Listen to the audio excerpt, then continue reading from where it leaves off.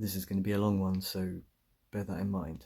Firstly, no one come for the commenter, please. This is a question that's asked in good faith, respectfully, and I have the time and patience to answer today. Secondly, conversations between binary trans men and trans-masc lesbians, however we identify, is completely legitimate, and it's absolutely bizarre to me that it so often becomes adversarial. Our experiences are diverse, as all human experiences are, but there is significant overlap, and indeed our rights are bound up together, so it makes absolutely no sense to fight each other. If you've been here for any length of time, you'll know that I view solidarity as very important, and for me, LGBTQ+ is partly for solidarity, but it's also the way I visualize it is not different letters just together for political expediency. It's because they're intersecting circles. We have overlapping experiences, and what I call rainbow masculinity is a very good example of that.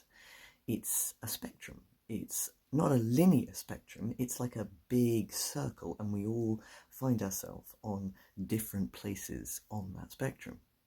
I don't speak as a universal authority on the butch experience. I don't speak as a universal authority on the trans-masc experience, because no one can. That's not how experience works.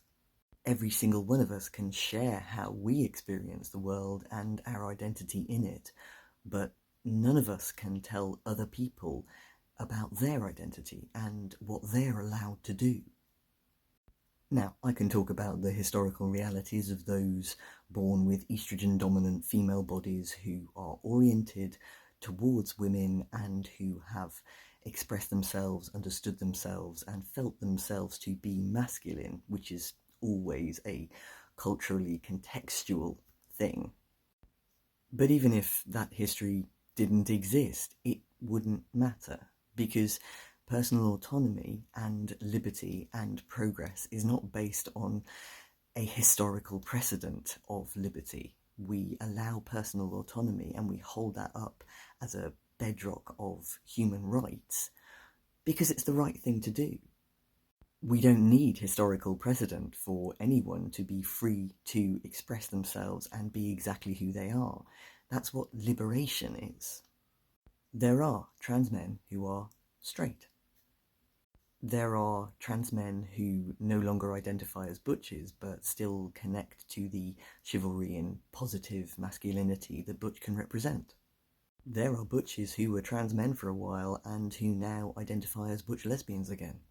There are butches who are butch women and very proud of it. There are butches who understand butch as their gender. There are trans-masc butches who understand and express their masculinity in a deliberately uncategorizable way. There are times when, for those who look like me, it's simply safer to use he, him. There are trans men who have no connection to the lesbian experience at all because they're oriented towards men. There are trans women who are butches, which is a whole trip because they're navigating their masculinity in a world which demands femininity from women, which is one reason why butches and trans women often support each other in community. None of these experiences delegitimize any of the others. Your experience cannot be made invalid by the experiences of someone else, even if they use the same words you do. You're not a bus ticket, you're a human being, and trying to squash other people's experiences just because they look similar to you and have a similar use of language but not quite the same, just because you think it might make you more acceptable to cis-het society, is foolishness. Personally, I'm trying to move away from using the word straight. Calling someone straight carries the implication that they are the rule, they are the standard, they are the bar by which normal is measured. I prefer to use the term het or hetero, which is actually completely the opposite of something being the right way or the standard.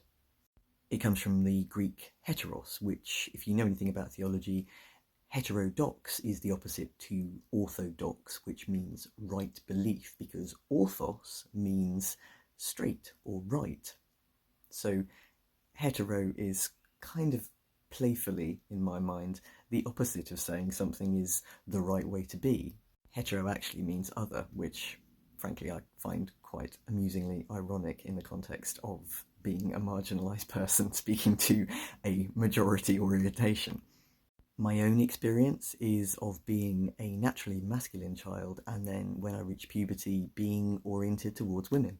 I endured conversion therapy with the intent to make me a real woman, by which they meant a hetero woman, but also a gender conforming female. I put on a lot of layers to try and fit into those boxes, and when I let go of those layers and masks, this is who I found. I fought very hard to get here, to hold my head up and say I am a lesbian without shame, to be masculine without apology, and moreover to strive to be the best kind of positively masculine. One of the ways I can do that is because I understand and have experienced misogyny, particularly medical misogyny. I enjoy and feel comfortable and feel right being referred to with masculine terms, and my body, I have a very specific relationship with my body, which often overlaps with what I hear binary trans men say about how they feel about their bodies. It would feel utterly absurd to call myself straight.